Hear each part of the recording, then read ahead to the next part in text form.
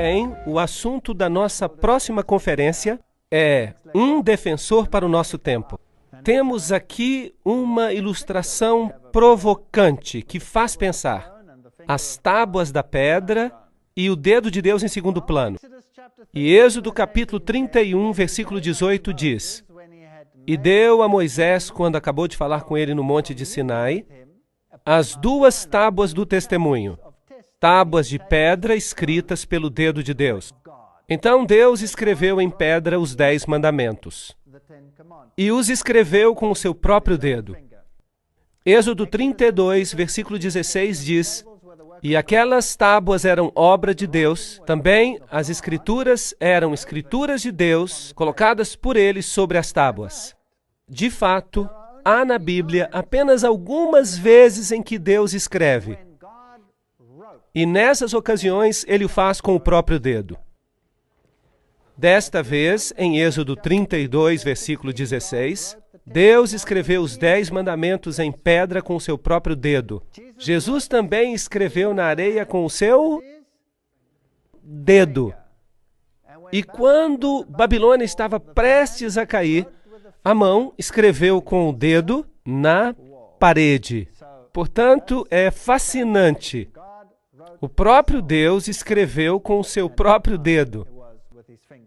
E quando Moisés quebrou essas tábuas, porque o povo de Deus havia apostatado, enquanto ele estava no monte, Deuteronômio 10, versículo 2 diz: E naquelas tábuas escreverei as palavras que estavam nas primeiras tábuas. Deus disse que escreverá nas novas tábuas, para que pudesse colocá-las na arca. Portanto, as tábuas do testemunho que contêm os 10 mandamentos escritos com o dedo de Deus foram colocadas dentro da arca. Bem, agora vamos primeiramente definir o assunto do pecado. É muito importante que tenhamos uma ideia clara sobre essa questão, porque há muitos ensinamentos no mundo e queremos ficar com uma base bíblica. 1 João 3, versículo 4. Qualquer um que comete pecado também transgrediu a lei, porque o pecado é a transgressão da lei. Será que está claro? Portanto, se você transgride a lei de Deus, então você está cometendo pecado. Então, se eu roubasse, estaria transgredindo a lei de Deus? Sim. Se faço qualquer coisa contrária à lei de Deus, segundo a definição do Novo Testamento, então estou pecando. É isso que o Novo Testamento diz. As pessoas gostam de dizer, mas a lei era para o Antigo Testamento. Agora, a definição que acabamos de ler está no Novo Testamento sobre o pecado. Então, se olharmos no dicionário o que significa transgressão, transgressão é o efeito de agir para transgredir, quebra ou a violação de qualquer lei. Portanto, se você vai transgredir, é porque há uma lei. Romanos capítulo 4, versículo 15 diz: Onde não há lei, também não há transgressão. Fascinante. Portanto, Adão e Eva tiveram uma lei, eles devem ter tido uma lei, senão como seria possível que eles transgredissem? A lei de Deus pode ser mudada? Ela está escrita em pedra, e se duvidar de alguma coisa, está escrito em pedra. Agora, o homem pode alterar leis, mas a lei de Deus não muda. Na África do Sul, o país de onde eu venho, havia umas leis muito estranhas. Eram leis estranhas e foram alteradas. No passado, havia ali uma lei que se chamava ato de imoralidade. Se um homem branco estivesse na companhia de uma mulher negra ou vice-versa, era um problema. Então, você poderia ir para a prisão. Mas hoje, essa lei está anulada. Percebe? Você pode remover a lei ou remover o problema. Ou, se você quer, a lei permanece e você se torna um transgressor. Certo ou errado? Seja onde for, senão a lei não há transgressão. Romanos 6, verso 23 diz: O salário do pecado, que nós acabamos de definir na Bíblia como transgressão da lei. Então podemos ler: O salário de transgredir a lei de Deus é a morte. Portanto, esta é uma questão muito importante. Algumas pessoas dizem que não há mais lei, que não precisamos guardar a lei. Mas a Bíblia ensina claramente que se transgredirmos a lei de Deus, o salário então será a morte. Agora, o pecado nos separa de Deus. Vamos ler Isaías 59, versículo 2. As vossas iniquidades, ou seja, os vossos pecados, fazem separação entre vós e o vosso Deus. Isso é importante. Algumas pessoas gostam de colocar essa definição de cabeça para baixo. Eu prefiro manter a definição assim como está na Bíblia. O pecado é a transgressão da lei. E se você peca, isso provoca uma separação. Portanto, fomos separados de Deus por causa do pecado. Mas há um meio de resolver esse problema. E esse meio é Cristo. Romanos 6, 23 diz que o salário do pecado é a morte, mas o dom gratuito de Deus é a vida eterna. Portanto, há duas possibilidades. Adão e Eva pecaram, e o salário do pecado é a morte. Duas possibilidades. Ou eliminamos a lei, como no caso da África do Sul, havia uma lei, e era uma lei que não fazia sentido, e a lei foi anulada. Já não há mais lei, então já não há mais transgressão, porque não há mais lei. Faz sentido? Portanto, se eliminamos a lei, isso resolve o problema. Então você está livre. E todos os que estavam na prisão por causa do ato de imoralidade, segundo essa lei, foram libertos. Cristo fez isso? Será que ele anulou a lei? Sim ou não? Não. E o que diz a lei? Morrerá. Mas Cristo poderia ter dito: eu fiz uma lei, mas essa lei era muito dura para vocês. Por isso, vamos anular essa lei. Mas Deus não muda. Portanto, agora estamos num beco sem saída. A lei diz: você certamente morrerá. Mas Cristo não tratou deste problema de forma leve. Se tivesse sido possível para ele retirar a lei, então não seria necessário para ele pagar a pena da lei.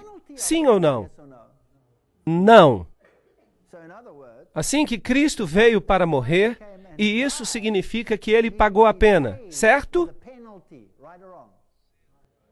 Então, será que a lei ainda é vigente? Sim ou não? Absolutamente. Mas algumas pessoas gostam de dizer que a cruz anulou a lei.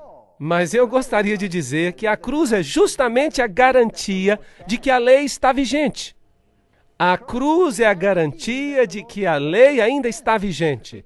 Porque se tivesse sido possível anular a lei, então não teria sido necessária a morte de Cristo. Faz sentido? Ok. E porei inimizade, vocês se lembram do texto? Entre ti e a mulher, entre a tua semente e a sua semente, e esta te ferirá a cabeça e tu lhe ferirás o calcanhar.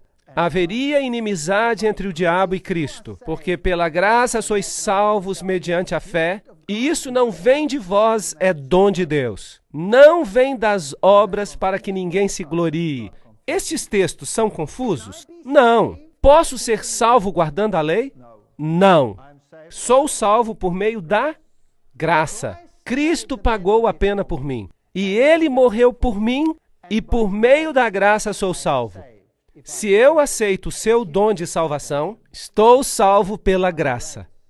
A lei não pode me salvar. A lei é apenas uma coisa escrita. A lei não é um meio para salvar. É apenas um meio de me dizer o que é certo e o que é errado. Faz sentido? Bem. Porque o pecado não terá domínio sobre vós, porque não estáis debaixo da lei, mas debaixo da graça. Pois que pecaremos porque estamos debaixo da lei e não debaixo da graça? O que Paulo diz aqui? De modo nenhum. Em outras palavras, o que ele está dizendo aqui é que a graça me salva. E as obras não podem me salvar. Mas o pecado não tem domínio sobre mim. A transgressão da lei não deve fazer parte da minha vida. Então, agora, por acaso posso pecar? Sim ou não? De modo nenhum. De modo nenhum. A graça estabelece a lei. eu olho para a cruz e digo: uau, Senhor, por que tiveste que sofrer e morrer por mim? E o Senhor me responde: porque tu és um transgressor, e a lei exige que morras. Por isso eu paguei o preço por ti, e fiz justiça. A justiça foi feita. Eu vou dar um exemplo para vocês. Se você tem uma filha pequena, e você tem uma filhinha e vêm os rapazes e a estupram, a violam, a espancam, a mutilam, a estrangulam e a deixam morta. Horroroso. E você está destruído, absolutamente devastado. E você chega ao tribunal e o juiz diz: o que vocês fizeram foi errado, por isso, não façam isso de novo. Agora podem ir. Como é que você se sentiria? Você ficaria irritado, não é? Porque não houve o quê? Justiça. Não se fez justiça. Mas Deus é 100% justo. Deus é também 100% misericordioso. É difícil ser ambos. Por isso, Deus tomou sobre si a pena e pagou o preço. E morreu. Será que ele exige a sua morte também? Agora, esta é uma pergunta difícil. Ele exige que você morra. E que tipo de morte ele exige? Ele exige a morte do velho homem do pecado. Em outras palavras, o velho eu tem que morrer. E o novo eu deve renascer da morte em Cristo, por meio do seu poder e da sua ressurreição. E o novo homem será transformado, e o novo homem transformado em Cristo, vamos então caminhar em Cristo por esta estrada, o caminho da nova estrada nesta vida, e Cristo nos dará a força para fazer o que é certo. Temos uma segunda oportunidade. Temos uma segunda oportunidade, mas, voltando ao exemplo do assassino, que é condenado à morte, então ele se arrepende completamente. E ali está ele. E alguém está disposto a trocar de lugar com ele. E ele tem uma segunda oportunidade. O que fariam estes homens? Será que eles sairiam para matar outra vez? Ou será que considerariam que têm uma nova oportunidade? E diriam: é melhor caminhar por um caminho melhor. Por isso, Deus proíbe que a graça anule a lei. Por isso, nenhuma carne será justificada diante dele pelas obras da lei. Não somos salvos pelo que fazemos ou porque fazemos coisas boas. Por meio da lei vem o quê? O conhecimento do pecado. Romanos 3, 19 e 20. Portanto, a lei não pode me salvar. Só Jesus pode me salvar. Mas a lei pode me dizer o que é certo e o que é errado. Por isso, se eu sei o que é certo e não o faço, então para mim será o quê? Pecado. Ok. Então a lei me diz o que é pecado. Romanos 3, verso 31 diz: anulamos, pois, a lei pela fé? O que diz o texto? De maneira nenhuma. Antes, estabeleceremos a lei. É incrível como o pensamento de Paulo é distorcido sobre este ponto específico. Porque as pessoas acreditam que estão sob a graça e dizem que a obediência à lei é uma coisa judaica. Não, não, não, não. A Bíblia ensina que estamos sob a graça e que as obras não podem nos salvar. Podemos fazer tudo o que é bom, se não aceitarmos a Cristo, não seremos salvos. Porque só nele há salvação. Mas a lei me ensina o que é certo e o que é errado.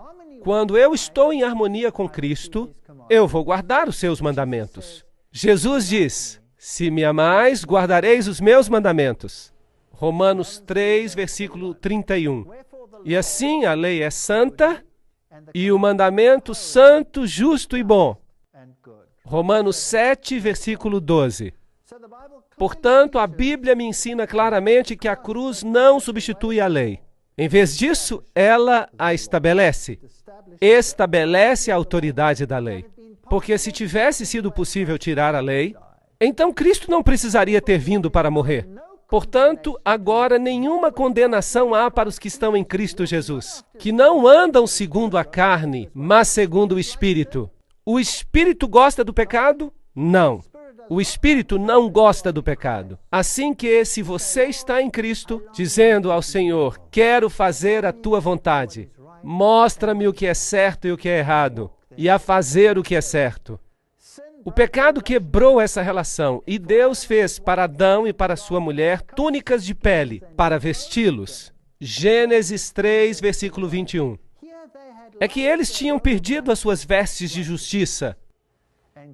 E Deus, na sua misericórdia, disse, vou cobri-los outra vez. E Ele lhes dá a promessa do Messias, que os recobre de justiça. Assim, o primeiro símbolo da morte foi um animal que morreu. Certo ou errado? Sim, o animal morreu e se tornou um tipo de Cristo, que iria morrer por nós. Agora vamos dar uma olhada em outra lei, que é a lei cerimonial e dizia respeito a todas as festas, regras e regulamentos que Israel tinha que cumprir. Agora, lembre-se, os 10 mandamentos foram escritos como? Lemos que pelo dedo de Deus. Foram escritos em pedra.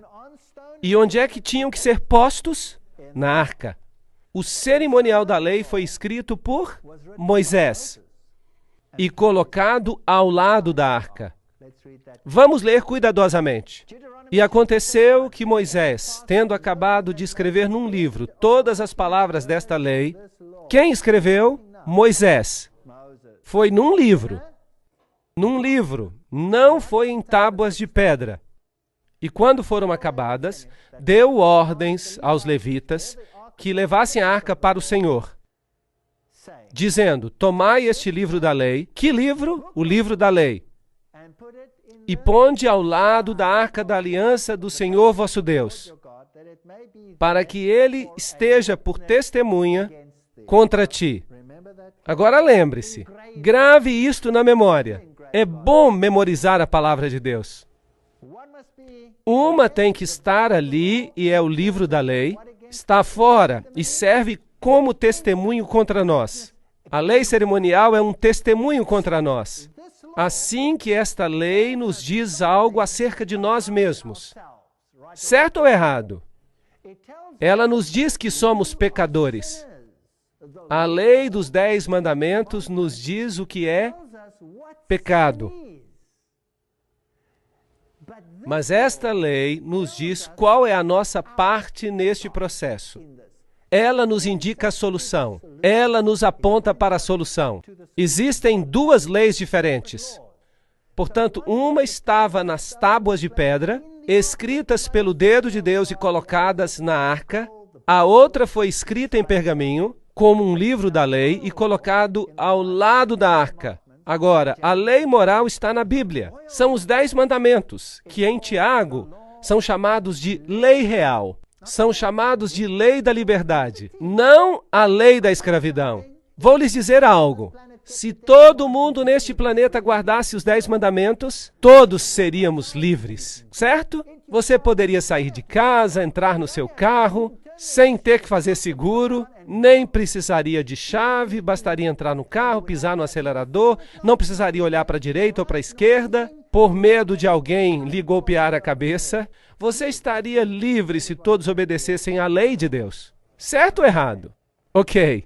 Êxodo 31 diz, era a mesma escritura de Deus esculpida nas tábuas. Deuteronômio nos fala que foi posta dentro da arca. 1 João 3, versículos 4 a 8 e Romanos 4 dizem que a lei existia antes do pecado. Não foi por acaso que se diz, onde não há lei, não há transgressão, porque Adão e Eva transgrediram. Portanto, deveria haver uma lei, certo? Romanos diz que o objetivo da lei é revelar o pecado, porque pela lei vem o conhecimento do pecado. Deuteronômio 5:22 e Salmo 19:7 e Romanos 7 e muitos outros textos dizem que a lei é completa, é perfeita, é santa, é justa. e boa. Isso é o que diz acerca da lei de Deus. E Salmo 111, versos 7 e 8, diz que permanecem para sempre os mandamentos. Vamos dar uma olhada na lei cerimonial. Ela é chamada de lei dos mandamentos que contém as ordenanças. Efésios 2:15, Hebreus 9:10. Foi escrita por Moisés e foi posta no livro da lei. Acabamos de ler isso. Foi colocada ao lado da arca e não na arca. E foi dada após o pecado. Gálatas 3:19. A lei foi acrescentada por causa da transgressão. Portanto, a transgressão requer que exista uma lei. Assim que outra lei foi acrescentada por causa da transgressão. Portanto, temos duas leis. Uma lei é cerimonial e a outra é moral. E o objetivo era revelar o remédio para o pecado. Levítico 6, 1, 6 e 7, João 7, 29, Mateus 27, 51. É temporária e caducará. Agora, temos que saber muito bem do que estamos tratando, de que lei estamos tratando, e precisamos entender os dois lados da questão, porque a Bíblia usa simplesmente a palavra lei para as duas. E você precisa descobrir a partir do texto se ele está falando acerca da lei cerimonial ou da lei moral. É difícil e você pode ficar muito confuso se você não conhece exatamente esta definição. Você tem que conhecê-la com exatidão, de modo que, assim como era, havia uma lei moral que estava dentro da arca e acima da arca havia uma cobertura de ouro que era chamada de propiciatório. É algo maravilhoso. Vamos estudar sobre isso daqui a pouco. E também o livro da lei escrito por Moisés com todas as leis cerimoniais e posto ao lado da arca. Existem 4 evangelhos escritos na Bíblia. São os evangelhos de Mateus, Marcos, Lucas e João. E as pessoas perguntam, por que as histórias se repetem? Qual é a vantagem disso? Pois bem, há muitas vantagens, porque cada um tem um ponto de vista diferente. Mateus fala sobre Cristo, o Rei. Marcos fala sobre Cristo, o servo. Lucas fala sobre Cristo, o homem. E João fala de Cristo, o divino. Portanto, aqui há vários aspectos da divindade. Agora, vamos dar uma olhada nos 5 livros de Moisés e vejamos. Gênesis é o livro das origens, a queda e a promessa da redenção. Assim que Cristo está aí. Êxodo, Cristo no santuário. E vamos tratar deste tema também. Ele é incrível, maravilhoso. Levítico, Cristo nosso sacrifício. O Cordeiro de Deus que tira o pecado do mundo. O Cordeiro representa quem? Representa a Cristo. Portanto, Levítico é Cristo nosso sacrifício. Números é Cristo o nosso guia. E Deuteronômio, Cristo a nossa recompensa. Portanto, os 5 primeiros livros da Bíblia nos dão o plano da salvação, sob a forma de um esboço. Nos falam da lei, e a lei cerimonial nos fala sobre o remédio para o pecado, e já que a solução está em uma pessoa, todos esses textos falam apenas de um único indivíduo, e este é Jesus Cristo. Vejamos se podemos encontrar isso. Gênesis capítulo 26, versículo 5. Um texto fascinante. Porquanto Abraão obedeceu a minha voz e guardou o meu mandado e os meus preceitos e os meus estatutos e as minhas leis. Olhem, há pessoas que dizem que os mandamentos foram apenas para os judeus e que foram dados no Sinai, nos 10 mandamentos em tábuas de pedra. Certo ou errado? Bem, então, que leis, estatutos e preceitos guardou Abraão, então? Isso era antes dos judeus? Evidentemente, ele obedeceu aos mandamentos de Deus. Então, os mandamentos já existiam neste tempo. Estavam desde o princípio. Mas como os homens não são muito bons de memória, eles foram dados em pedra novamente para a posteridade. E Jesus disse, eu tenho guardado os mandamentos do meu Pai e permaneço no seu amor. Jesus deixou um exemplo. Ele obedeceu aos mandamentos. Jesus diz, não cuideis que vim destruir as leis. Ele se refere aqui ao Pentateuco, os 5 primeiros livros de Moisés, os livros que continham as leis dos 10 mandamentos. Assim que nem um jota, nem um tio seriam omitidos. E isso inclui os 10 mandamentos. E os profetas, tudo isso que foi dito pelos profetas. Não vim destruir, mas cumprir. Porque em verdade vos digo que até que o céu e a terra passem, nem um jota nem um tio se omitirão da lei, sem que tudo seja cumprido. Assim que, se você olhar para Jesus, você vai ver que ele não veio mudar nada. Ele veio cumprir. Aqui está o cumprimento da lei cerimonial, e ele é a solução para o pecado. E ele veio porque a lei dos 10 mandamentos havia condenado a todos os homens à morte. Mas ele veio para fazer justiça e pagar o preço. Portanto, na cruz, a justiça e a misericórdia se encontraram. Incrível! Jesus diz, é mais fácil passar o céu e a terra do que cair um tio da lei. Lucas 16, verso 17. Você percebe que a lei permanece? Sim ou não? Ok. Já esclarecemos isso. 1 João 5, verso 3. Este é o amor de Deus, que guardemos os seus mandamentos. E os seus mandamentos não são pesados. Agora as pessoas dizem, eu não posso guardar a lei de Deus, isso é impossível. Eu tenho ouvido pastores dizendo a mesma coisa. Pastores que dizem que é impossível guardar os mandamentos de Deus e que não temos que guardar os mandamentos de Deus. E eles dizem, de fato, que os mandamentos de Deus foram abolidos. E eu respondo, pastor, me empresta a sua esposa hoje à noite? E ele me responde, o quê? O que você quer dizer? Bem, eu digo, se não existe mandamento nenhum que diga não adulterarás, não foi isso que eu quis dizer. Então, o que você quer dizer? Como você explica isso? E eu pergunto, se eu mato a sua filha, está tudo bem? Não, é isso que eu queria dizer. Então não se deve matar. E nós poderíamos citar todos os mandamentos. Você quer ou não que guardemos a lei? Isso não é estranho? Ou há ou não há mandamentos? O Senhor diz que os seus mandamentos não são pesados. E vindo a ser perfeito, se tornou o autor da eterna salvação para todos. O quê? Todos quem? Todos os que obedecem. Hebreus 5:9. Obediência. Se você tem o evangelho sem obediência, você tem o evangelho pela metade. Então você está em pé sobre uma perna só e vai cair. Agora, vejamos isto. Mateus 4:10, Apocalipse 19:10. Ao Senhor teu Deus adorarás e só a Ele servirás. Confirmem por vocês mesmos. Eu não estou citando o Antigo Testamento. Aqui, 1 João 5:21, Atos 17:19. Filhinhos, guardai-vos dos ídolos. Amém. Este é o segundo mandamento. 1 Timóteo 6:1. Que o nome de Deus e a doutrina não sejam blasfemados.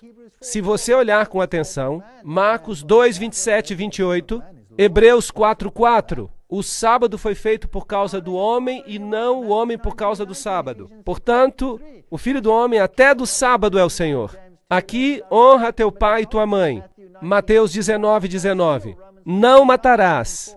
Romanos 3:9. Não cometerás adultério. Mateus 19:18. Não fornicarás. Não dirás falso testemunho. Não cobiçarás. Romanos 7:27. No Novo Testamento, há lei ou não há? Sim, ela permanece. Absolutamente. Não toque na lei de Deus.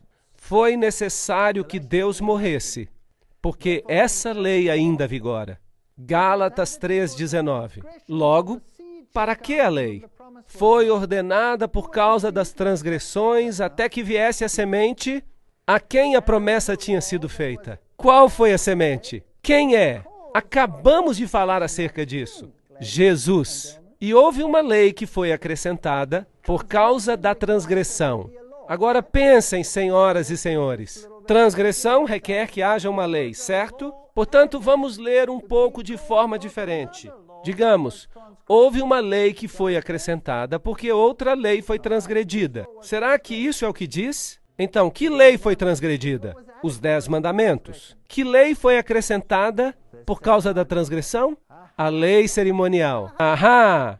Foi acrescentada uma lei por causa do problema que foi criado por causa da transgressão da outra lei. Simples, não é? Então, tínhamos a lei desde o princípio. Desde que o seu nome era Caim, ele disse, eu não vou obedecer. Vou trazer as obras das minhas próprias mãos. Há muitas pessoas que dizem isso. Sabiam disso? Incrível! E Abel disse, o Senhor disse para trazer um cordeiro, porque o cordeiro representa o Messias que virá, que morrerá em meu lugar e derramará o seu sangue. E eu confio nos méritos do sangue do cordeiro. Ele foi salvo pela graça ou pelas obras? Já existia no Antigo Testamento graça? Sim ou não? Então, como é que uma pessoa era salva no Antigo Testamento? Por guardar a lei ou pela graça? Então, alguma coisa mudou? Não. Eu sou o Senhor e não mudo, diz o Senhor. Eu sou o Senhor e não mudo. Vejamos a cerimônia que foi promulgada. E aqui está o santuário que teve que ser reconstruído de acordo com orientações específicas. Havia uma parede branca de linho branco ao redor. Havia uma entrada que era chamada de porta, e quando você entrava por ali, havia um altar de sacrifícios. E se você avançasse mais, encontraria uma pia de metal. E se você entrasse no primeiro aposento, o primeiro tabernáculo, havia um castiçal. E do outro lado havia uma mesa de pães, e no meio havia um altar de incenso. E se você passasse ao segundo aposento, atrás deste, havia os 10 mandamentos na arca, coberta por 2 querubins. Isso é o que havia. Êxodo 25, 8. E me farão um santuário e habitarei no meio deles. Era um símbolo de que Cristo morava entre o seu povo. Como Moisés foi divinamente avisado quando estava para acabar o tabernáculo, foi-lhe dito: faze tudo conforme o modelo que no monte te foi mostrado. Hebreus 8, verso 5. Tudo de acordo com o modelo. Nem um jota, nem um tio. Não mude nada. Deve ser exato. Deus é muito exato. E por isso ele lhe disse exatamente como construí-lo. Cada pequeno detalhe é importante. Mas ninguém se importa em ler esses detalhes. E dizem que aquilo era para o Antigo Testamento. Mas o Antigo Testamento foi escrito para nossa exortação, diz Paulo. Assim é melhor a gente ter certeza que estamos lendo. Bem, todos esses detalhes, o Senhor diz que são uma cópia do tabernáculo, de um templo que existe no céu. E ele diz: a quem vencer, eu farei coluna do templo do meu Deus. Portanto, as pilastras simbolizam os remidos. Interessante. Havia dinheiro que precisava ser pago para a construção e todos tiveram que contribuir com um preço. E todos tiveram que contribuir com um preço de redenção. E era o mesmo preço para os pobres e para os ricos. E assim que se me lembro bem, era 1/4 de shekel de prata. E todos tiveram que pagar isso. E Jesus enviou os seus discípulos para buscar o dinheiro da redenção da boca de um peixe. Lembram-se disso? E havia o suficiente para pagar por 2 deles. Sim, Jesus está mesmo disposto a pagar o preço da redenção por você. Agora, isto era um símbolo, as bases do santuário, e todos têm que participar, têm que pagar, têm que renunciar a alguma coisa. E aqui havia uma porta exterior, uma porta. E essa porta tinha uma cobertura com 4 cores. Tinha púrpura, tinha vermelho, tinha azul e tinha branco. E havia um fio de ouro fino. Púrpura é a cor da realeza. Vermelho é a cor do sacrifício. Azul é a cor da obediência. E branco é a cor da justiça. Estas são as características de Cristo. E a propósito, se você quiser ter púrpura, tem que misturar o vermelho com o azul. Portanto, sacrifício e obediência são as coisas que produzem realeza. Uau! Isto é lindo! Jesus diz: eu sou a porta, e ninguém vem ao Pai senão por mim. E se você não entra por essa porta, ele diz, não tem parte comigo. Então, Jesus é a porta. Havia apenas uma dessas portas, mas depois havia uma outra por aqui. Esta era chamada de porta, e era do mesmo material. E depois havia outra no interior que tinha o mesmo material, as mesmas cores. Portanto, Cristo é identificado como a porta, e com as cores, e com o véu entre o primeiro e o segundo aposento. E se você vem por aqui, a primeira coisa que você vai encontrar é o altar do sacrifício. E o que acontecia ali? Um sacrifício. E a quem se representava nesse sacrifício? A Cristo. Então, o linho branco em volta é a justiça de Cristo. Quando você passa pela porta, em outras palavras, quando você aceita a salvação por meio de Jesus Cristo, é envolvido pela justiça de Cristo. Isso é lindo. É isso que se chama justificação. Você se encontra diante do altar de sacrifício e há um cordeiro e você é testemunha do sacrifício do Filho de Deus em símbolo para tirar os seus pecados. Hebreus 9:24 diz que Cristo não entrou no santuário feito por mãos humanas, figura do verdadeiro, porém no céu mesmo, para agora comparecer por nós diante da face de Deus. Portanto, o santuário terrestre era uma cópia do santuário celestial, onde Cristo é o nosso sumo sacerdote. Hebreus 9, verso 8 diz: o caminho do santuário não estava descoberto enquanto se conservava em pé o primeiro tabernáculo. O ministério de Jesus no céu só podia começar depois que o seu ministério na terra fosse concluído. Como é que nós sabemos disso? Porque no santuário terrestre não era autorizado ao sacerdote que entrasse no primeiro aposento até que o sacrifício tivesse sido feito. Havia um cordeiro e havia um carneiro da consagração. O cordeiro representava Cristo no início do seu ministério e o carneiro representava Cristo no final do seu ministério. E se o carneiro da consagração era sacrificado, aí o sacerdote era autorizado a entrar no lugar santo. E a Bíblia nos diz que Cristo não entrou com sangue de cordeiros ou carneiros, mas com o seu próprio sangue. Portanto, este serviço era interpretado como uma garantia da vinda do Messias. É um simbolismo lindo. Símbolos que servem de exemplo e sombras das coisas celestiais, como Moisés foi avisado divinamente. Hebreus 8:5. Assim, o tabernáculo colocado no meio do povo representava o ministério de Jesus Cristo. Agora, você acha que é importante que nós compreendamos o ministério de Cristo? Sim ou não? Eu creio que sim. Jesus habitou entre nós. João 1, verso 14. Portanto, vamos estudar este ministério, porque se nós o estudarmos, nós então seremos capazes de discernir muitos dos enganos deste mundo. Muitas pessoas terminam o seu evangelho quando atravessam esta porta. E ali se encontram, já estão dentro. Sua vida segue como estava antes, nada mudou. Não, não, não. Há mais no ministério. Você só viu o primeiro tabernáculo. Vejamos os móveis mais uma vez. Quando se entra, havia um altar de sacrifícios, depois uma pia de metal, e depois, ao entrar no primeiro aposento, temos de um lado o castiçal, também havia o altar de incenso, e então havia uma mesa com pão da proposição. E havia um castiçal com 7 lâmpadas. E no aposento interior estava a Arca da Aliança. Portanto, o pátio exterior representava a terra e a porta e o véu representam as 3 dimensões do ministério de Cristo. 3 dimensões e não apenas uma. Havia 4 pilastras para o véu, 4 coberturas, 4 cores, 4 ingredientes no pão da proposição. 4 é o número da terra, da plenitude da terra. Norte, sul, leste e oeste. Toda a terra está coberta por esta redenção.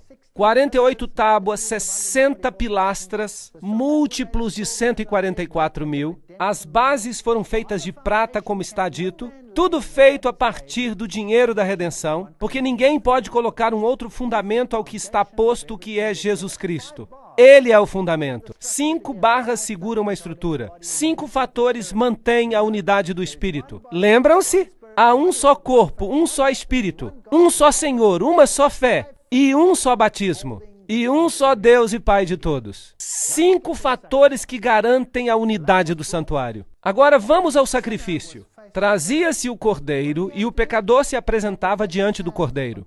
E o que é que ele tinha que fazer? Ele tinha que colocar a sua mão por cima do cordeiro e em seguida o cordeiro era morto e a gordura era removida e queimada. A gordura é um símbolo do pecado. E queimar a gordura era uma purificação do pecado. Portanto, a gordura que está nas partes interiores, envolvendo os órgãos internos, torna-se um símbolo do pecado, que é queimado em Cristo. Lindo simbolismo. O cordeiro era atado aos chifres do altar. Cristo é o cordeiro que é atado para o sacrifício. E ele se torna o seu sacrifício.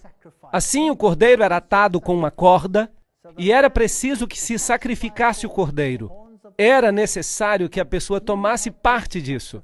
Você causou a morte de Cristo, o cordeiro.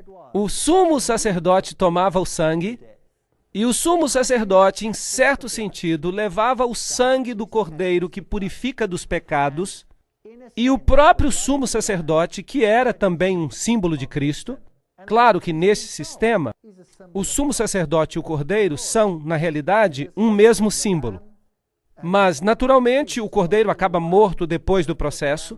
Então, o sumo sacerdote representa a Cristo. Em certo sentido, o Cristo ressuscitado. Levítico 4, 27 a 31 diz que se alguma pessoa do povo desta terra pecar por ignorância, atentando contra algum dos mandamentos do Senhor, então trará como sua oferta uma cabra sem defeito, pelo pecado que cometeu, e lhe porá a mão sobre a cabeça, para se tornar uma oferta de expiação pelo pecado, e a oferecerá no lugar do holocausto. E o sacerdote faria expiação por essa pessoa, como Cristo faz expiação por nós. Então o sacerdote é um símbolo. Então o pecado era perdoado. Há um plano para nos livrar do pecado. Assim, é preciso pôr as mãos sobre o cordeiro. Vamos ler o que diz a enciclopédia judaica sobre o assunto. Diz: a colocação das mãos sobre a cabeça da vítima é um rito ordinário pelo qual a substituição e a transferência dos pecados são realizadas. Em cada sacrifício há a ideia de substituição. A vítima toma o lugar do homem pecador. Agora eu tenho uma pergunta. O evangelho também lhes foi pregado? Sim ou não? Não lhes foi pregado como é pregado a nós. Foi pregado com símbolos. Se tivessem estudado a cerimônia, eles teriam percebido o ministério de Cristo através dela, mas começaram a usar a cerimônia como um ritual. E quando se ritualiza algo, então perde-se o verdadeiro significado. Então o sumo sacerdote, o cordeiro, o sangue, tudo aponta para Jesus Cristo, que é o Cordeiro de Deus que tira o pecado do mundo.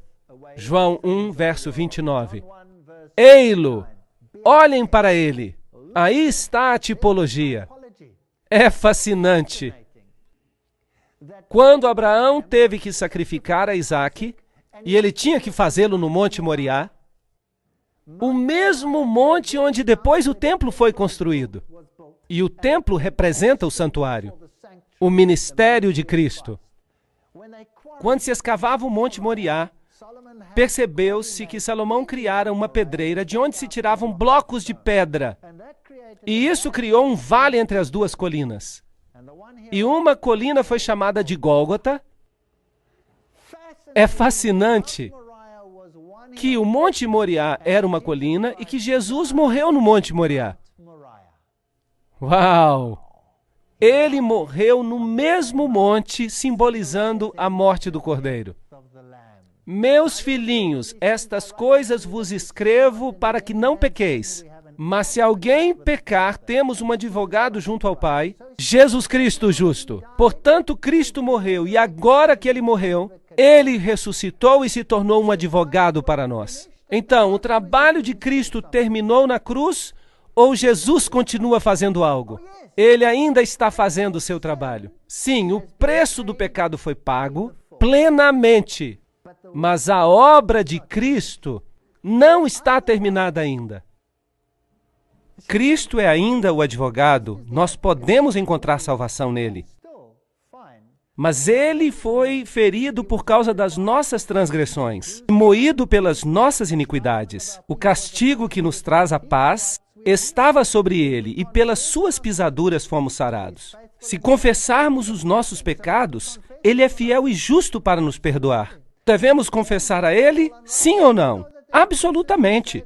Vocês sabiam que há pregadores que dizem que não há nada mais malvado que possamos fazer do que falar sobre a natureza pecaminosa do homem? Se não falarmos do pecado, então não precisamos de uma solução. Poderíamos seguir sem Cristo, certo ou errado? Ok, todos estes símbolos representam o sumo sacerdote. Agora, aqui está a pia de metal.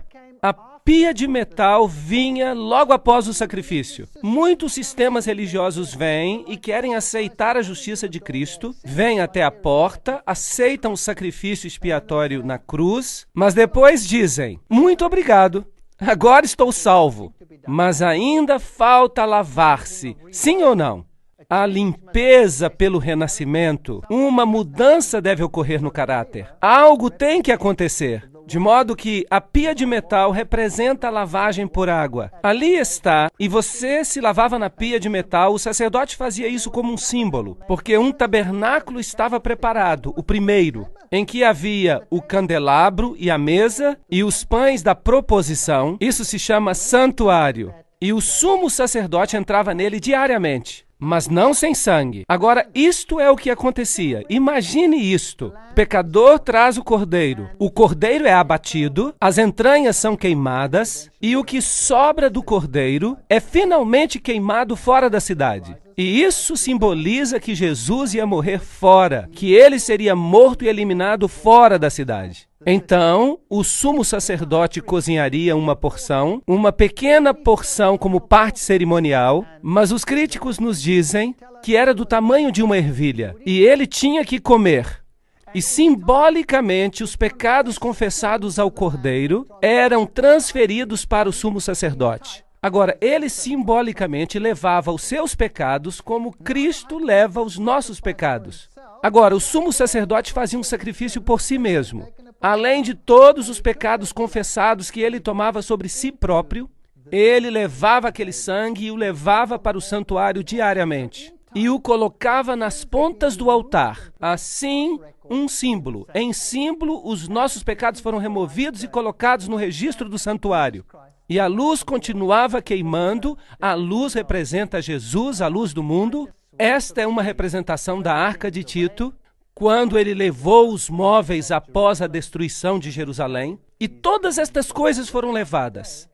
Onde elas estão hoje? Deveríamos perguntar. Jesus diz, em João 8, versículo 12, eu sou a luz do mundo. Quem me segue não andará em trevas, mas terá a luz da vida. O óleo que estava na lâmpada é um símbolo do Espírito Santo, que difundiria a vida. E, através do Espírito Santo, a fumaça, o fumo do incenso subia com as orações dos santos, desde a mão do anjo até a presença de Deus. E isso tinha tudo que ver com Jesus. Portanto, o sacerdote queimava este incenso, e isso representava as nossas orações subindo a Deus e sendo aceitas por Deus, através de Jesus Cristo. Em seguida, havia um sangue que era transferido, ao se transferir o registro dos pecados para o santuário. Eu sou o pão da vida que desceu dos céus. Se alguém comer deste pão, viverá para sempre. E o pão que eu dou é a minha carne, que eu darei pela vida do mundo. Esta era a mesa dos pães. Pão sem fermentos, sem pecado. Agora, em outras palavras, se você entrava, estava coberto pela justiça de Cristo. Se aceitava o seu sacrifício, o sacrifício de Cristo, deveria ser lavado e renascer, e em seguida, o que você deveria fazer? Tornar-se partícipe da luz através do Espírito Santo. Jesus é a luz do mundo. A minha palavra, a tua palavra é o que ilumina os meus pés. É uma luz para o meu caminho. E se você não participar do corpo de Cristo, então Cristo não faz parte de você. Então você não tem parte com Ele. E você tem que falar com Deus através de Cristo. Portanto, Cristo se torna o seu amigo pessoal. Você come, dorme, bebe e anda com Ele. E isso se chama santificação. E a Bíblia diz que sem santificação não veremos a Deus. Não é suficiente dizer estou santificado, se você não quer saber nada do resto. Você tem que aceitar todo o pacote ou nada. É isso do que se trata. Portanto, a mesa dos pães da proposição representa Cristo para o seu povo. Existem 12 pães, 12 tribos de Israel, 12 apóstolos. Os números têm muito significado. Os ingredientes do incenso representavam toda a humanidade. Hebreus 9, verso 3. Mas depois do segundo véu, estava o tabernáculo que se chama o Santo dos Santos. Agora, ali vamos ao lugar santíssimo. Já falamos bastante, por isso vamos balançar a cabeça para acordar. Estamos despertos? Muito bem. Porque agora nós vamos fazer algo realmente emocionante. Vamos olhar o segundo compartimento do tabernáculo. Dizem que o meu cabelo está todo despenteado. O que importa? Bem, o primeiro compartimento representa o compromisso diário com Cristo. A participação com a palavra, a participação na vida, a vivência de uma vida em Cristo. Mas ele também contém o registro de todos os nossos pecados confessados. Está claro para todos? Porque o sangue foi transferido para as pontas do altar, está certo? Portanto, contém o registro de todos os pecados. Eu quero lhes dar boas notícias.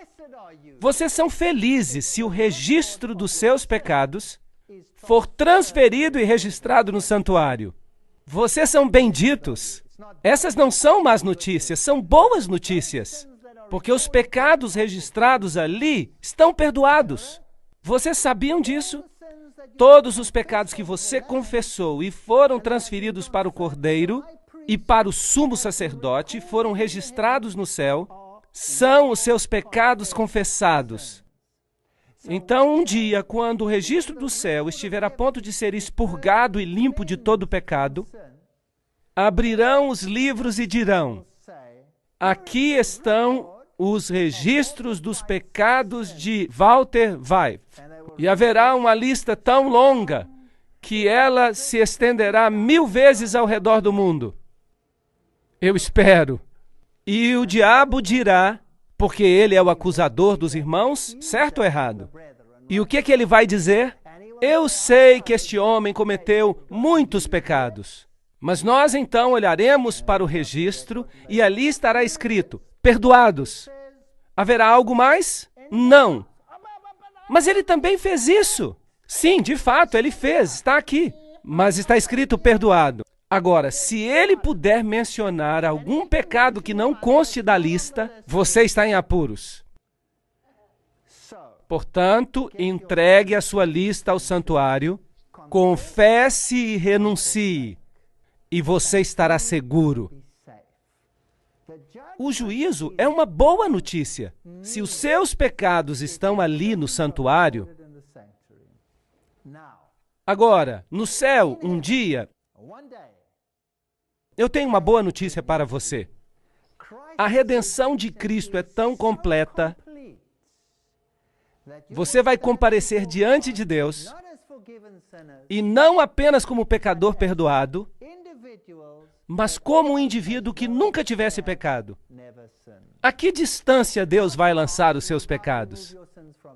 Tão longe quanto é o leste do oeste.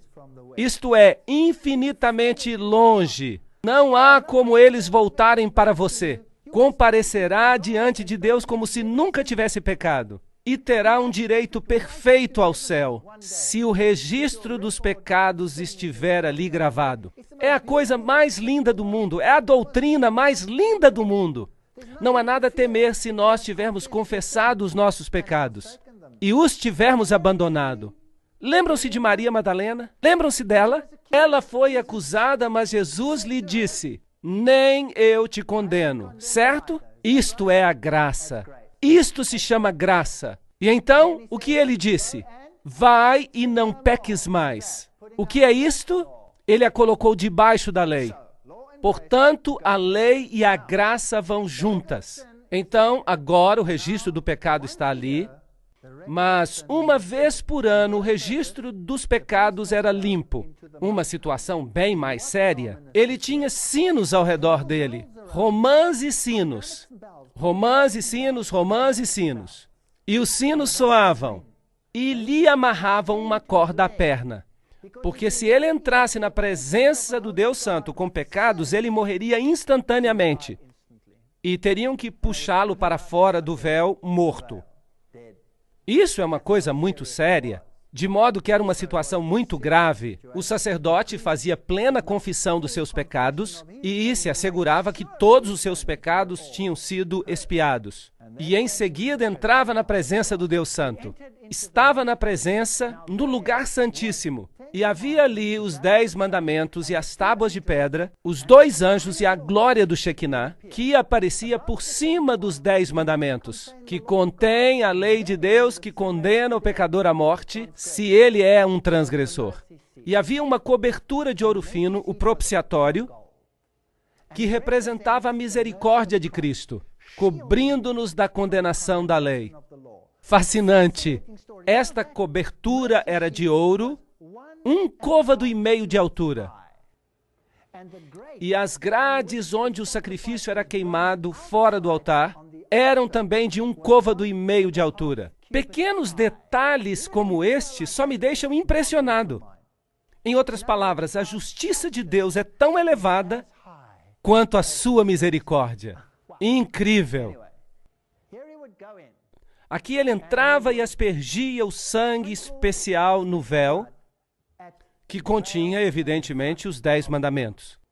Muita paz têm os que amam a tua lei, e para eles não há tropeço. Salmo 119, 105. Olhem para os móveis. Havia o altar de sacrifícios, a pia de metal, em seguida, de um lado, a mesa dos pães da proposição, do outro lado, o castiçal, e então o altar do incenso, em seguida, a arca. Era em forma de cruz. Era em forma de cruz e a sua sombra. Lindo. Ora, quando estas coisas estavam preparadas assim, durante todo o tempo entravam os sacerdotes no primeiro tabernáculo cumprindo o serviço, representando a santificação na vida. Portanto, temos um grande sumo sacerdote, Jesus Cristo, Filho de Deus. Hebreus 4:14.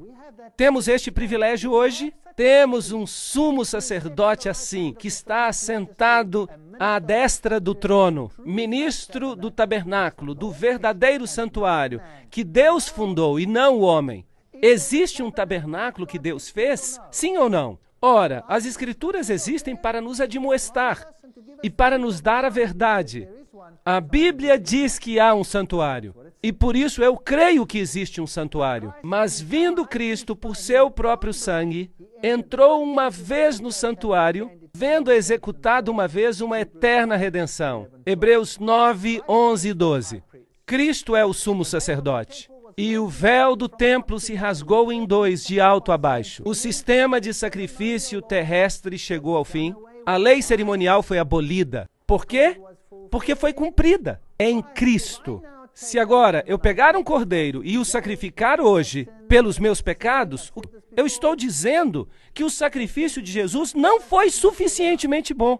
Agora, os judeus querem reconstruir o templo, restabelecer o sistema de sacrifícios, não é verdade? Quero dizer que isso é uma blasfêmia.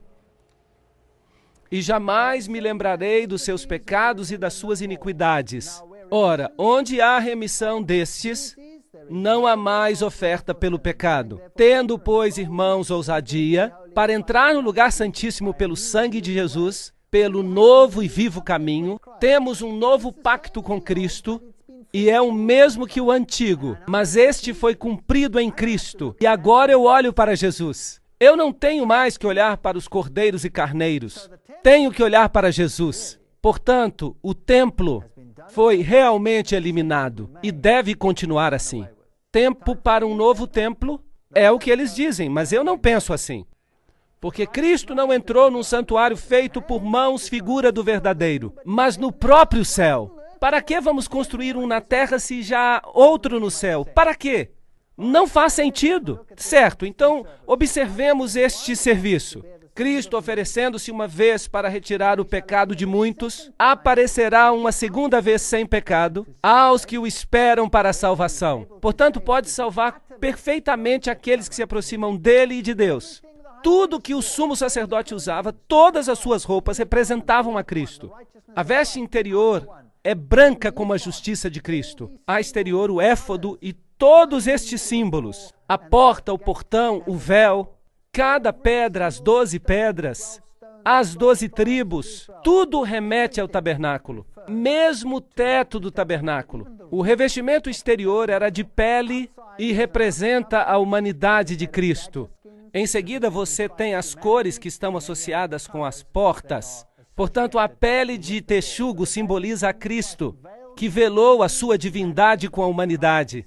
Cristo Salvador, peles de carneiro, tingidas de vermelho, Cristo no seu sacrifício, a cobertura de pelos de cabra, a justiça de Cristo e no interior um revestimento real azul, escarlate e púrpura. Cristo Salvador exaltado, isto é fascinante. Agora, as 7 festas judaicas anuais também estão associadas ao serviço do templo. Isto está tudo escrito na lei de Moisés. Havia o tipo e o antítipo. Havia a Páscoa judaica, que representava o sacrifício do cordeiro, representava a crucifixão. Notem que era no mês de Nissan, 14. Em seguida, havia a festa dos pães asmos, no dia seguinte. Este é Cristo, corpo de Cristo.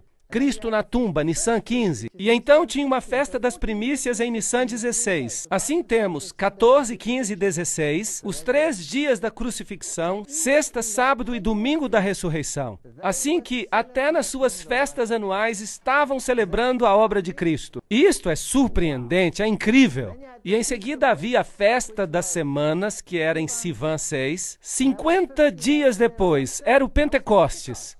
E esse celebrava a doação da lei, as ferramentas da justiça, como é correto em termos de sua obediência. A graça provém de Deus, e agora estavam totalmente equipados, ao mesmo tempo em que foram enviados a pregar Cristo, a solução para o problema do pecado. A lei define o pecado, o problema do pecado, e Cristo é a solução para o problema do pecado. Portanto, o custo da redenção é Cristo. Portanto, as 5 trombetas, a festa das trombetas, em Tisri, era o prenúncio do juízo e do movimento adventista, o dia da expiação, o juízo do pré-advento, Tisri 10, e em seguida a festa dos tabernáculos e o regresso para casa. E agora vejam isto, o dia da expiação e a colheita da redenção viria depois. Portanto, a purificação do santuário terrestre, isto é uma ideia magnífica do dia do juízo. Isto é o que representava. Portanto, soavam as trombetas, tan, tarantan, e traziam 2 caprinos. E um era chamado bode do Senhor, e o outro era Azazel. E era o bode emissário, que seria solto no deserto.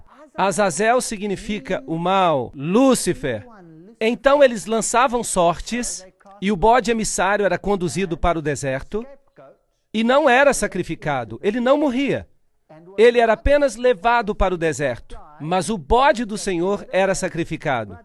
Então, ao som de trombetas, este símbolo do juízo, Apocalipse 14, 6 e 7 e Joel 2, 1, o bode do Senhor era sacrificado e o sumo sacerdote entrava com esse sangue para o lugar santíssimo.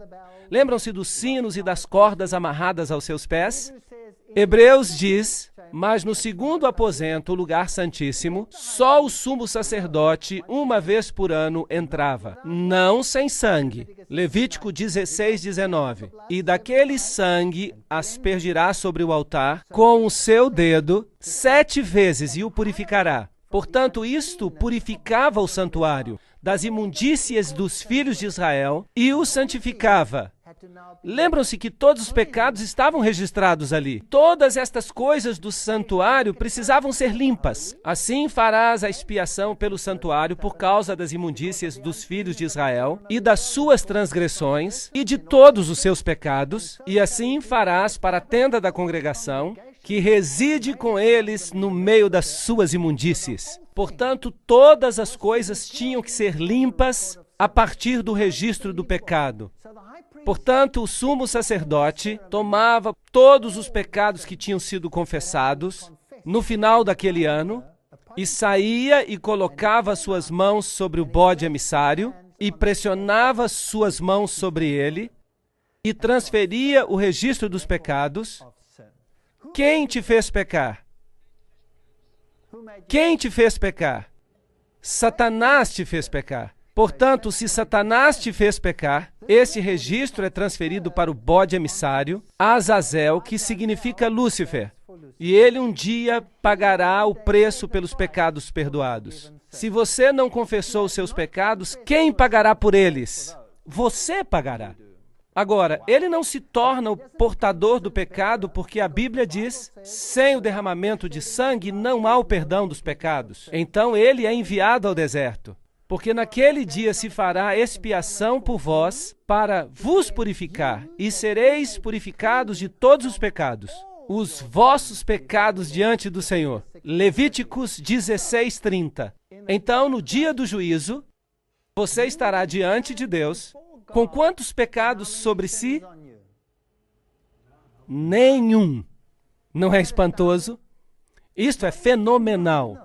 A purificação por Jesus é total, de pé, diante de Deus, como se nunca tivesse pecado. A sua redenção é completa. Vinde então e arguí-me, diz o Senhor, ainda que os vossos pecados sejam como a escarlate, eles ficarão brancos como a neve. Ainda que sejam vermelhos como o carmesim, se tornarão brancos como a branca lã. Se confessarmos os nossos pecados, isso é muito importante, Ele é fiel e justo para nos perdoar os pecados e nos purificar de quanta injustiça? De toda a injustiça. Há pregadores que falam o oposto disso. Dizem que não há maior dano que possa ser feito do que pregar acerca da condição pecadora do homem. Mas temos que reconhecer e confessar os nossos pecados se desejamos ser participantes da salvação. Portanto, esse era um período de confissão final, de purificação, um tempo de juízo. E aqueles que não participavam eram cortados do povo. Esta é a mensagem do santuário, a purificação do santuário. E ele me disse, até 2.300 tardes e manhãs e o santuário será purificado. Daniel 8:14. Chegará um tempo em que Cristo entrará no seu segundo aposento e começará a purificação do santuário. E nós trataremos desta profecia dos 2.300 anos em uma outra conferência. Em 2.300 dias o santuário será purificado. Segundo a Bíblia, este julgamento tomará lugar. E eu continuei olhando e foram postos uns tronos até que o ancião de dias se assentou e se assentou o juízo e se abriram os livros.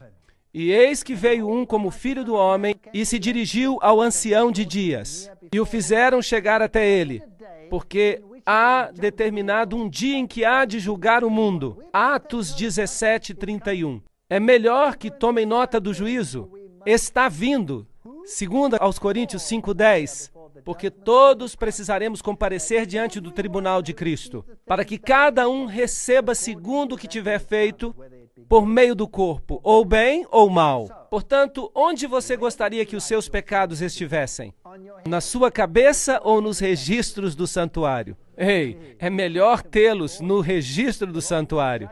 O Senhor julgará o seu povo. Há uma lista, e se essa lista for bem longa, bom, é bom para você. Mas se essa lista for curta demais, você pode estar em apuros. Portanto, examine-se a si mesmo se você está no Senhor. Eis que cedo venho, e o meu galardão está comigo, para dar a cada um segundo a sua obra. Apocalipse 22:12. A vinda do Senhor irá revelar estas coisas. Penso que não temos nada a temer. Os 2.300 dias têm um tempo específico. Começa em 457 a.C. e se temos 2.300 dias ou anos, chega até 1844. É um tempo interessante. É um tempo muito interessante. Foi nesta época que o Manifesto Comunista foi escrito, esta época em que foi divulgada a teoria da evolução ao mundo, precisamente em 1844. Foi esta época em que houve um grande choque entre o Messias e o não Messias. A música do mundo foi escrita sobre a criação.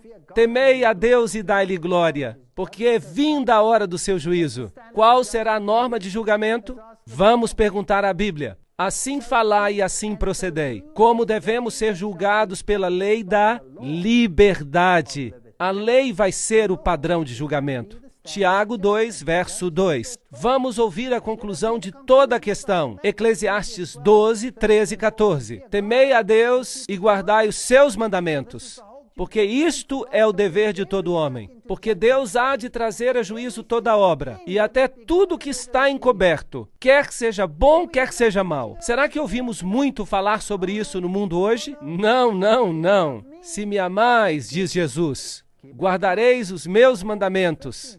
Amados, se o nosso coração não nos condena, temos confiança para com Deus, e qualquer coisa que dele pedirmos, dele receberemos, porque guardamos os seus mandamentos e fazemos o que é agradável à sua vista. 1 João 3, 21 e 22. É tão simples assim. Peça perdão a Deus, e o seu registro de pecado confessado será feito no céu. Vai e não peques mais. Come o pão da vida, bebe da água da vida.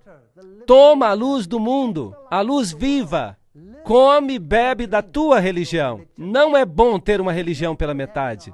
E então, quando Cristo voltar, estarás limpo de toda a tua injustiça. Tudo isto, nenhum deles estará sobre a tua cabeça, nenhuma mancha. A justiça de Cristo te cobrirá novamente. Se confessarmos os nossos pecados, Ele é fiel e justo para nos perdoar os pecados e nos purificar de toda injustiça.